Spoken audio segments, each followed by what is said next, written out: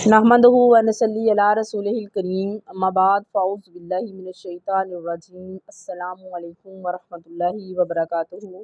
आज मैं आपके साथ जो वाक़या शेयर करने जा रही हूँ, ये वाक़या जो है हसद की आग को भड़काने वाला है। आपको यकीनन वो हदीस तो याद ही होगी कि नबी करीम सल्लल्लाहु अलैहि वसल्लम ने फरमाया, हसद जो है नेकियों को इस तरीके से खा जाता है जैसे खुश्क लकड़ी को आग खा जाती है। हासिद इंसान जो है उसको किसी से हसद करने का कोई फ़ायदा तो नहीं होता, वो दूसरे असल में वो अपनी ही नेकियों को ज़ाया करता है।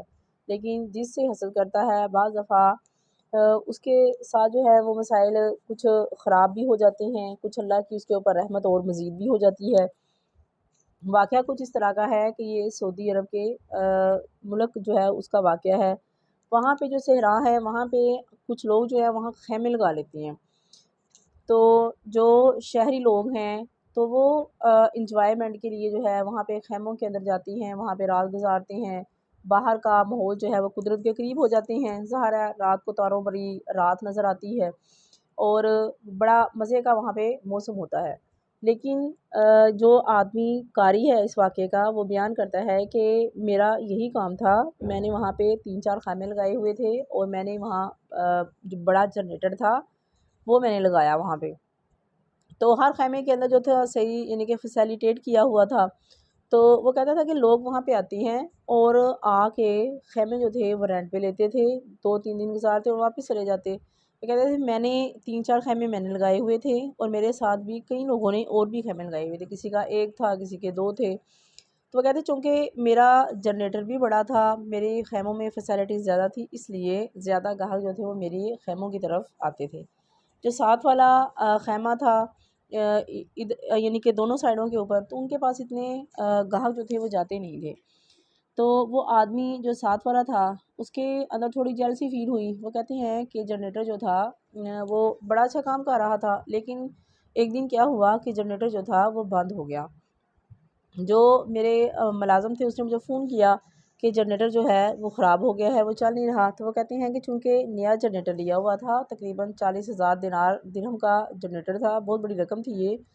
तो वो कहते हैं कि मैंने कंपनी वालों को फ़ोन किया कि मेरा जनरेटर जो है वो ख़राब हो गया है, हालाँकि आपने यानी कि ज़्यादा उसकी गारंटी दी हुई है। उन्होंने कहा कोई मसला नहीं है, कंपनी के लोग आएँगे, आके आपका जनरेटर जो है वो चेक करेंगे। कंपनी के लोग आए और आकर उन्होंने जनरेटर जो था वो चेक किया और उन्होंने कहा कि आप लेकिन हम ऐसे करेंगे कि उस वक़्त तक आपको इसके मुतबादल के तौर पे एक जनरेटर और दे देते हैं, लेकिन उस जनरेटर का किराया जो है वो आपको पे करना पड़ेगा, क्योंकि ये कंपनी के ज़िम्मे यानी कि मसला नहीं है, चूँकि जनरेटर तो आपका ख़राब हुआ है, तो कंपनी उसका किराया जो है वो ज़रूर लेगी। वो कहते चूँकि काम अच्छा जा रहा था इसलिए वहाँ पे ज़रूरत भी थी, तो मैंने कहा कि कोई मसला नहीं है, मैं किराया दे दूँगा, लेकिन मेरा जनरेटर जो है वो जल्द अज़ जल्द ठीक कर देना चाहिए। वो कहते हैं कंपनी वाले जनरेटर लेके गए, जब उन्होंने खोला उन्होंने कहा कि इसके अंदर रेस जो है जनरेटर के अंदर से निकली है। तो आदमी कहता है कि मैं बड़ा परेशान था, लेकिन उन्होंने कहा कि आपको कम से कम 20 हज़ार रियाल जो है वो और देने पड़ेंगे, तब जाके ये जनरेटर ठीक होगा। लेकिन चूँकि कारोबारी आदमी था, काम चल रहा था, इसलिए उसके लिए इतना मुश्किल भी नहीं था। उसने कहा कि चलो ठीक कर दें, मुझे ज़रूरत है, मेरा कारोबार ही यही है, ठीक करवाए बगैर कोई चारा ही नहीं था। तो वो कहते हैं कि मैंने वो जनरेटर ठीक करवाया और ठीक करवा के फिर वापस ले आए। लेकिन क्या हुआ कि मेरा कारोबार जो था वो और दुगना तिगना जो है यानी कि बढ़ गया, कि उसी तरीके से मेरे ज़्यादा से ज़्यादा जो थे ग्राहक आने लग गए। कहते हैं कि मैं एक दिन अपने बैठा हुआ था ऑफ़िस के अंदर, तो मेरे पास एक आदमी आया, तो उसने आके सलाम ली और मेरे पास बैठ गया। उसने कहा कि आप मुझे माफ़ कर दीजिए, मैंने आपके साथ ज़्यादती की है, आप प्लीज़ मुझे माफ़ कर दीजिए। मैंने उसे कहा भई अल्लाह वाले आपने मेरे साथ क्या ज़्यादती की है? मैं तो जानता भी नहीं हूँ। उसने कहा सारी स्टोरी सुनाई। उसने कहा असल में मसला ये है, जहाँ आपने ख़ैमे लगाए हुए थे वहाँ ही मेरे मेरे भी ख़ैमा लगा हुआ था।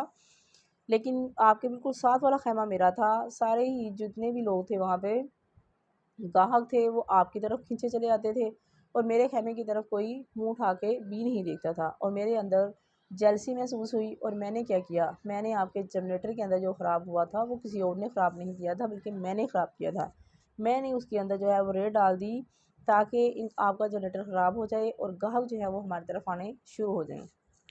लेकिन वो कहता है मैंने चूँकि आपका बुरा चाहा था لیکن اللہ تعالیٰ نے مجھے اس کی بڑی بری سزا دی۔ اس جنریٹر کو خراب کرنے کے بدلے میں وہ جو حسد کی آگ جو تھی وہ میرے اندر جل رہی تھی، جو میں نے آپ کو لگانے کی کوشش کی تھی وہ الٹا میرے ہی گھر کو لگ گئی۔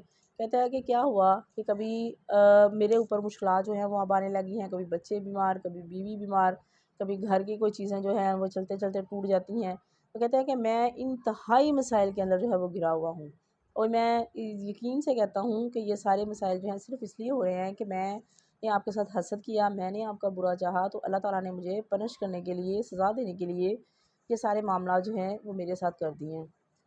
وہ آدمی کہنے لگا کہ میں انتہائی شرمندہ ہوں، اور میں آپ سے التماس کرتا ہوں کہ خدا کے لیے مجھے معاف کر دیجئے، اور اللہ تعالیٰ سے دعا کیجئے کہ اللہ تعالیٰ میرے کام میں بھی جو ہے وہ برکت ڈال دے۔ تو وہ آدمی حیران ہوا، اس نے کہا کہ اللہ جو ہے وہ بڑا رحیم اور کریم ہے، جو کچھ عنایات ہیں میرے اوپر یہ میرے رب کی ہیں، اس میں میرا کوئی کمال نہیں ہے، اللہ کا شکر ہے، اللہ کی رحمت ہے، تم بھی اللہ کا شکر زیادہ ادا کرو، میں بھی الحمدللہ اللہ کا شکر ادا کرتا ہوں۔ تو اللہ تعالیٰ میں خود بھی معاف کرتا ہوں، اور میں اللہ تعالیٰ سے دعا کرتا ہوں کہ اللہ تعالیٰ بھی آپ کو معاف کر دے، اور جو ہے آپ اپنا کام جو ہے جاری رکھیں، انشاءاللہ ضرور اللہ تعالیٰ برکت دے گا۔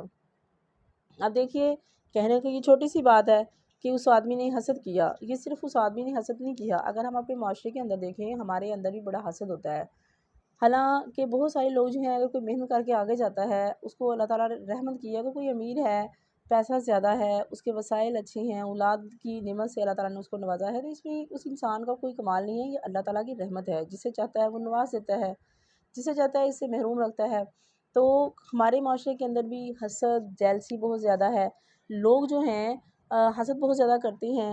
اب دیکھیے نا، حسد کیا ہوتا ہے؟ حسد یہی ہوتا ہے کہ جو فلانے کے پاس چیز ہے نا اس کے پاس بھی ختم ہو جائے، میرے پاس آ جائے اور اس سے ختم ہو جائے، یہ بہت بری بات ہے، ایسے نہیں ہونا چاہیے۔ بلکہ اگر کسی کے پاس کوئی چیز ہے تو خوش ہوں، اللہ کا شکر ادا کریں کہ اللہ نے اس کے اوپر اپنا کرم کیا ہے، اور اللہ تعالیٰ سے دعا کریں کہ یا اللہ جیسے تو نے اس کو نوازا ہے، تیرے پاس کیا کمی ہے، مجھے بھی بالکل ویسے ہی نوازے، تو اللہ تعالیٰ ہو سکتا ہے اس سے بھی زیادہ آپ کو نواز دے۔ تو ہمیں ہمیشہ اپنے رب سے دعا کرنی چاہیے، حسد نہیں کرنا چاہیے۔ حسد کرنے والا جو ہے اس کو اللہ تعالیٰ بھی کی طرف سے سزا ملتی ہے۔ اللہ تعالیٰ کو حسد اور تکبر جو ہے وہ بالکل پسند نہیں ہے، اور اس لیے نہ تو تکبر کریں نہ ہی حسد کریں، بلکہ اللہ تعالیٰ سے دعا کریں۔ جیسے پنجابی میں محاورہ ہے کہ انسان کو سڑنا یا حسد نہیں کرنا چاہیے، بلکہ ریس کر لینی چاہیے۔ جو طریقہ وہ اپناتا ہے آپ وہ طریقہ اپنا لیں، اسی طریقے سے آپ اپنا کاروبار کرنا شروع کر دیں، تو کیا ہوگا، ہو سکتا ہے کہ اللہ تعالیٰ آپ کے کاروبار میں، آپ کی جو بھی کام ہے اس کے اندر برکت ڈالے، اور اللہ تعالیٰ بھی آپ کو اسی طریقے سے نوازنا شروع ہو جائے۔ تو ایز اے مسلمان جو ہے ہمارے لیے یہ جائز ہی نہیں ہے کہ ہم کسی سے حسد کریں، کیونکہ اگر ہم حسد کریں گے تو کیا ہمارا ہی نقصان ہوگا، ہماری نیکیاں جو ہیں وہ ختم ہونے لگ جائیں گی، اور آہستہ آہستہ اللہ تعالیٰ جو ہے اس کی نیکیاں ختم ہو جائیں گی، تو کیا ہوگا، اس کا خسارہ ہوگا، دنیاوی لحاظ سے بھی اخروی لحاظ سے بھی ہوگا۔